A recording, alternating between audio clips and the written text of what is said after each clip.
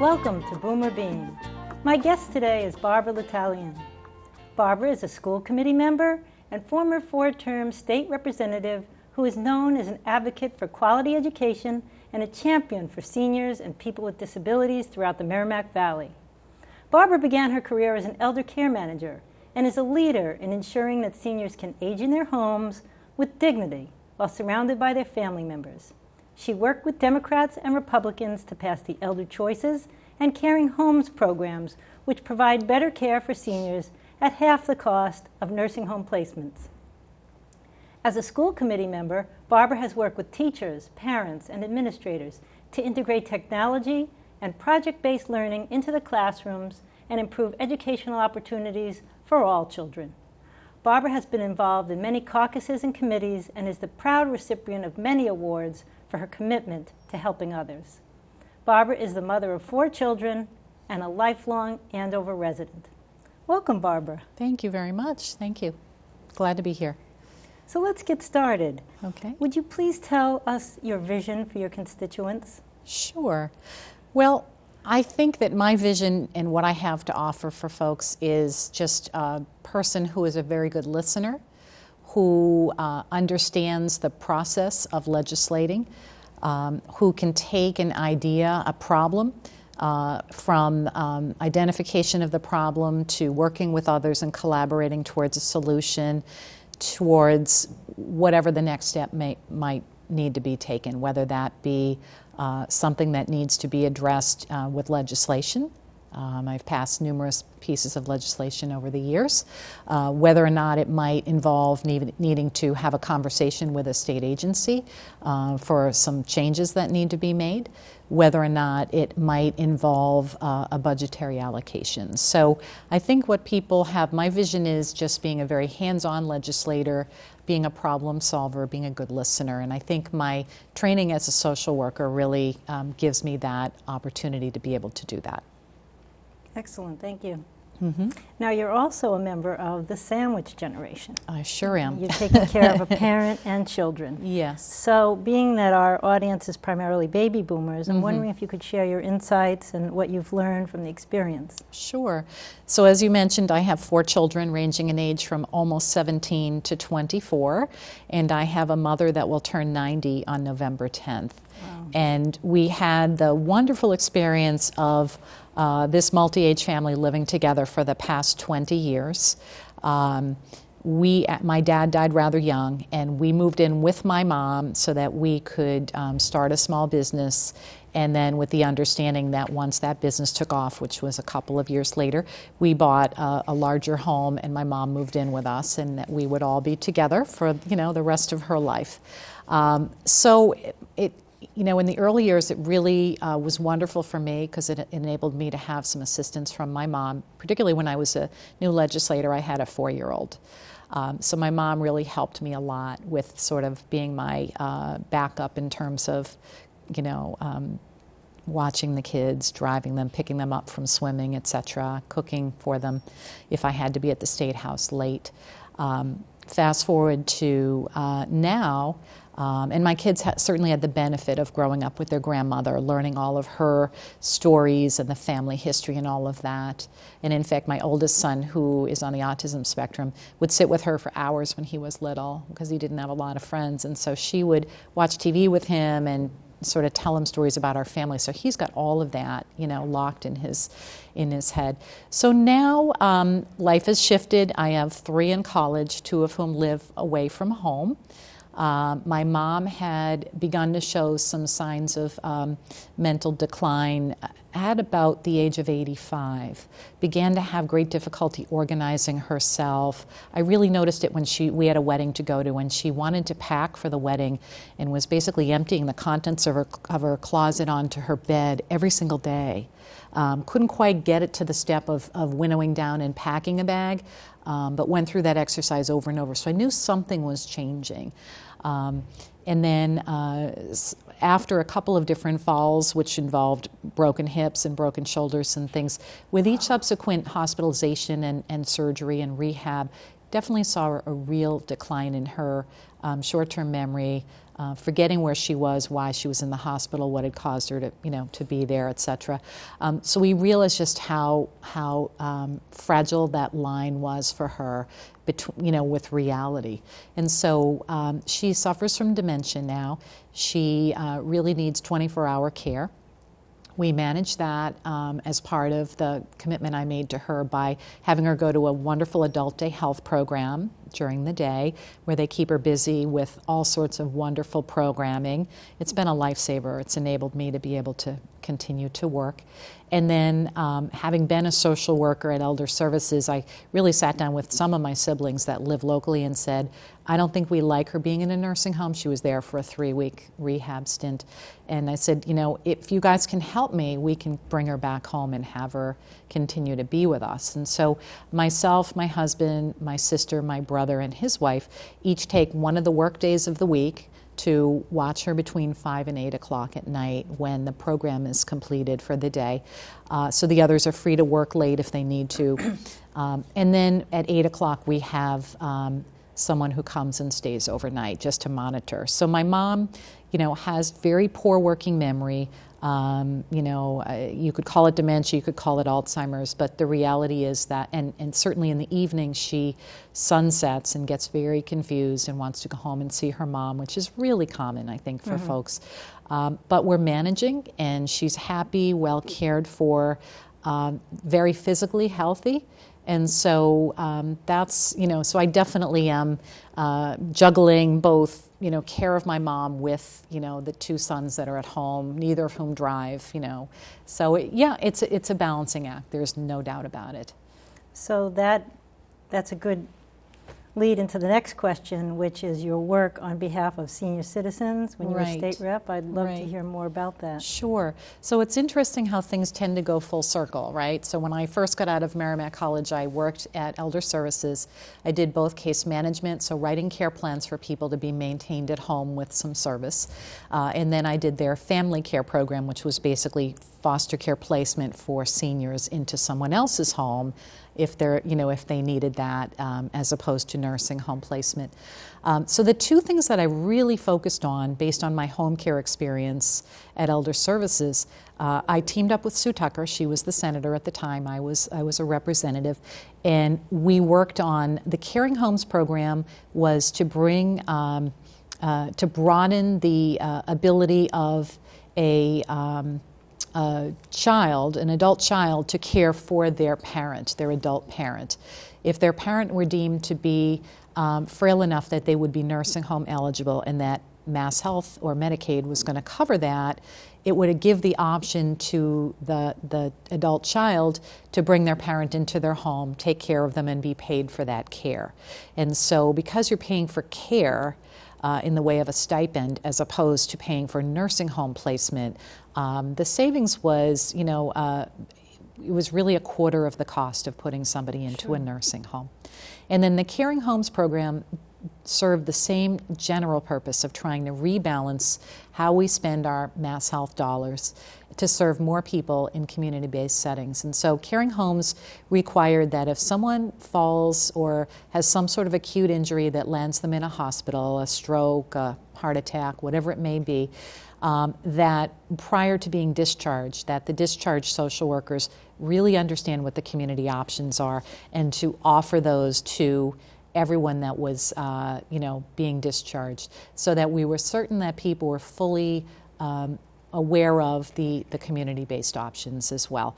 There's still a lot more work that needs to happen with that around funding and really shifting the funding more towards community-based rather than institutional placement. But those were the 2 pieces that Sue and I worked on in the legislature. Fabulous. And quality of life can't be measured. I mean, it must be just an enormous difference between quality of life in, say, a nursing home and quality of life.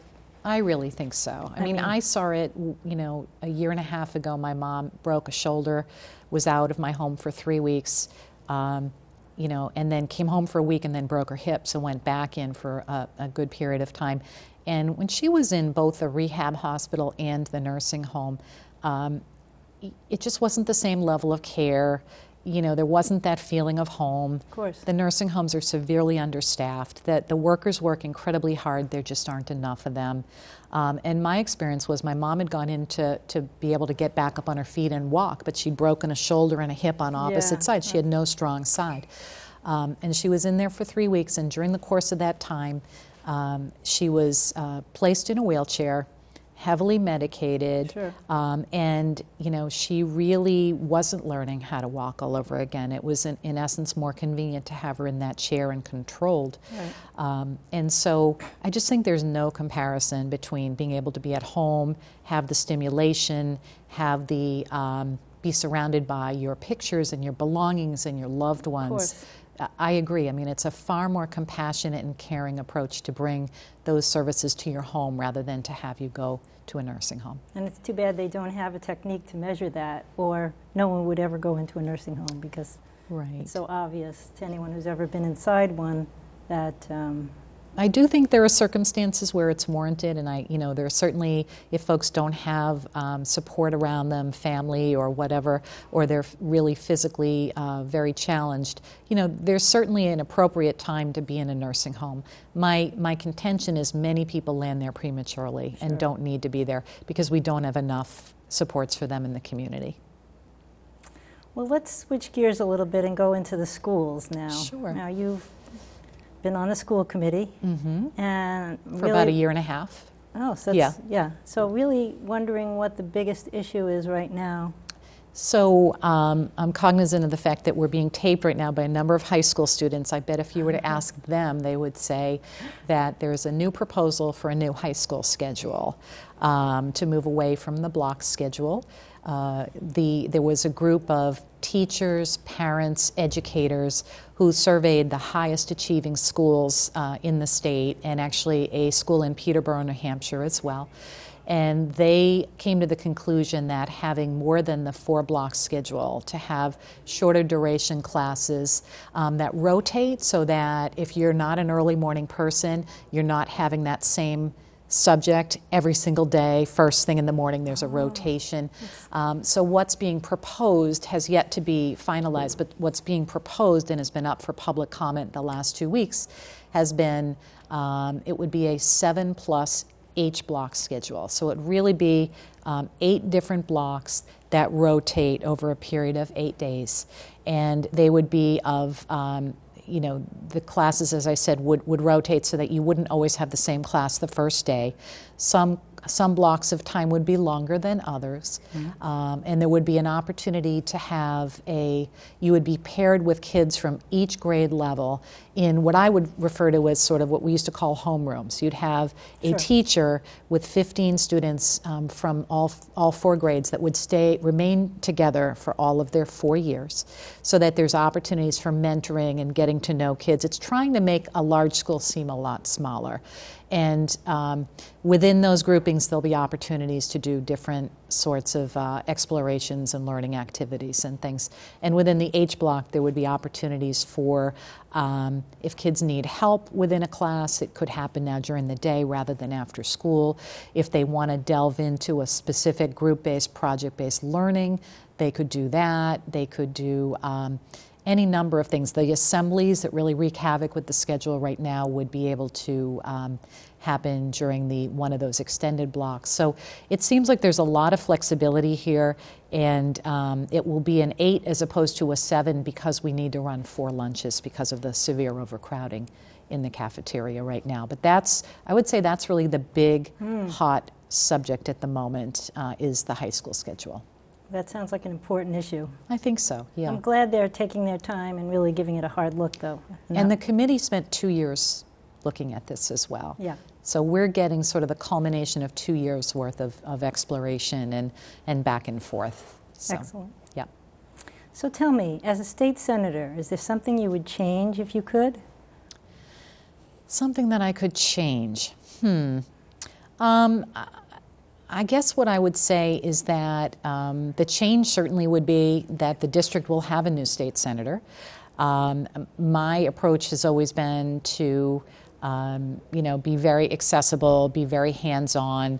I would go to all of my senior centers on a monthly basis. I would frequently go in and hold resource fairs to help be certain that people were aware of what resources there were out there to assist them with prescription issues, with property tax issues like the senior circuit breaker, to be sure that people were aware of fuel assistance, et cetera, the different options that are available for folks to make, being able to afford to remain in Andover more affordable. So I just took a very hands-on sort of social worker approach. So I guess that would be a change in that our current senator, who's a wonderful person, Barry Feingold, was a lawyer and probably had a very different focus than I would have. So I would say that's one thing that would change about the state Senate. Thank you. Yep. So what's something we don't know about you that you can share? Something that you don't know about me. I used to be a singer. I sang virtually every type of music except for country music. I don't know, I'm not a fan of country, but I have sung big band with a big band orchestra, the Ted Herbert Orchestra. I have sung coffee houses, I've sung rock and roll, I've sung punk rock, I've sung in church. I love to sing. What I do now mostly is St. Patrick's Day. There are these big political breakfasts and people get up and tell jokes. Well, I'm not a good joke teller, so I would always get up and just pick an Irish song and sing it. And so that's sort of the extent of my public singing at the moment, but probably not well known is that I actually am a singer. And that, I'm glad to say, that love of music has been imparted on all of my children as well. Yeah, nice. I have my youngest son and youngest daughter both participated in the show choir here at Andover High School and have had wonderful experiences with that. So it's really nice to see that, because I went to Andover High and I was very actively involved in the musicals and the cabarets and the high school choral singing. So I'm really glad that my kids love music as well. Don't worry, we won't ask you to sing now. It's tempting. But... So tell me, what's something that makes you laugh? So I have two sons who both happen to be able to have the gift of being able to watch a movie and just seem to remember every line of dialogue in the movie that they've ever seen. And so what makes me laugh is when they both start recounting Mel Brooks lines or things from Monty Python or Caddyshack. I mean, I like when we're all just sitting around and they're just coming up with these crazy lines that they can just recite out of nowhere. So that makes me laugh, yeah. Well, thank you for sharing those personal insights with us. Sure. So let's talk big issues. Okay. What's the single biggest issue locally facing us right now? In Andover? Or Andover, in general? Or in general, Merrimack Valley? What well, you deem most? I would say that there are two issues that are somewhat interlinked. I would say that education is a huge issue everywhere. And it's interlinked, of course, with job readiness and the ability to have a good paying job that's going to bring meaningful work and benefits and the opportunity for someone to live the life that they want to live. So I think that the platform for that is being, having a good education, being ready to meet the jobs of the future. That's certainly a challenge that, as a school committee member, I see. That's one of our big charges, is to be sure that the curriculum matches what the level of readiness is that kids are going to need.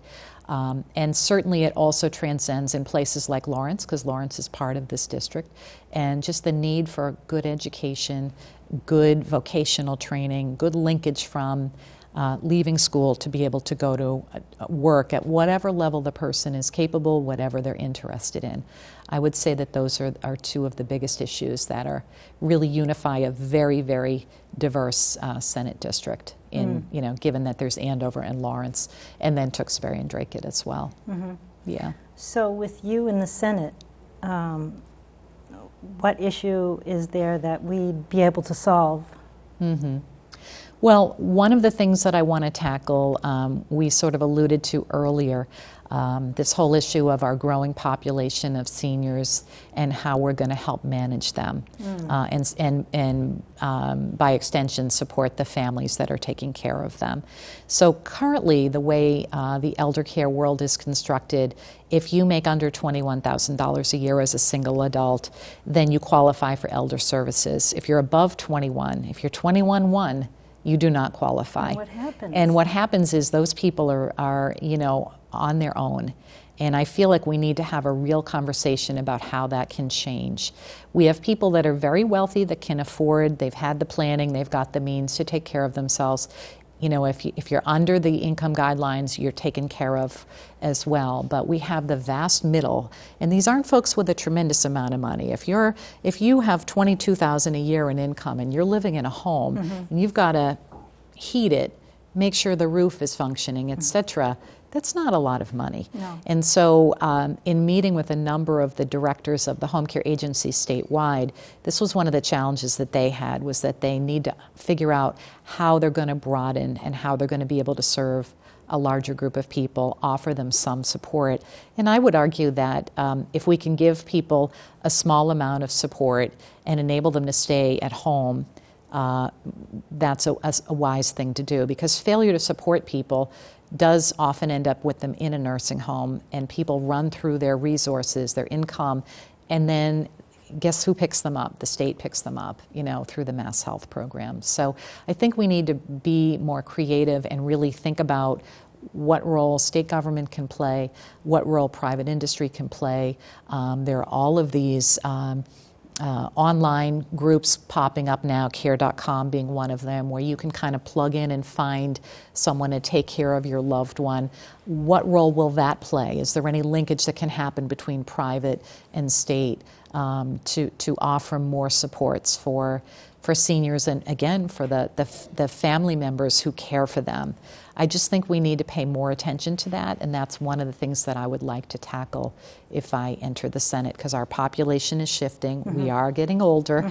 This isn't going away. Yeah. So I think we really need to look at it. And by the same token, an issue that I've worked on for the past 12 years around supporting folks with autism, I chair the Governor's Commission on Autism, and I wrote a 10-year plan and was able to get 4 pieces of legislation that pertain to the commission plan signed into law this year.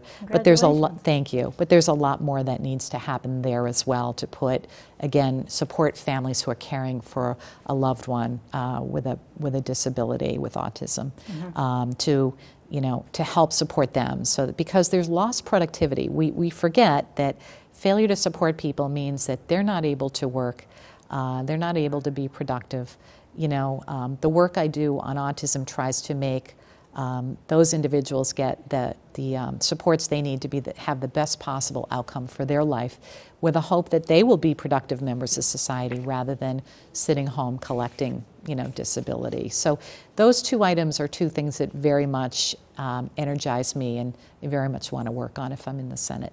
I'm glad, because sometimes I'll be in the market or out and about, and I'll see someone struggling, whether it's been snowing, raining, they have a walker or a cane, and they're out shopping, and I think, who isn't there for them? Or why is no one helping this person who clearly maybe shouldn't be out? And right. Well, on the one hand, you hate to see anyone struggling, and they probably do need some assistance. But on the other hand, good for them that they got there, right? Yeah. That they got in their car and drove there, or got on the bus, or however they got there. They got up and they faced the day and faced the challenge that met them for the day. But I just think we can do this a whole lot better in a way that isn't going to break the bank, and it actually, over time, may cost a whole lot less than the monies that are going out the door right now into nursing home placement. Sure. Yeah. Well, this has been wonderful. Would love it if you could summarize for us your goals and objectives as a state senator. Oh boy, well, that's not an easy task. Well, I think that we absolutely need to continue to evolve in terms of what we offer our kids for education. I think my background with the school committee and as the parent of 4 children, I have a pretty good sense of that. but being open to those evolutionary changes that need to happen in terms of technology, in terms of teaching and learning techniques. I think that all of that needs to be looked at and monitored. Also the job creation pieces, looking at small and mid-sized businesses coming in and populating the communities that are in the Senate district. And as I mentioned, just, there does need to be a safety net for the people who need it, making sure that that is something that people will have. So I would say, jobs, education, and a safety net are really three high-level goals that I would like to accomplish. And I wish you all the luck in the world, because those are very important goals. Thank you. Thank you very much. Well, we've had a great 30 minutes, lots of very pertinent information. Thanks for being with us on Boomer Being. See you next time.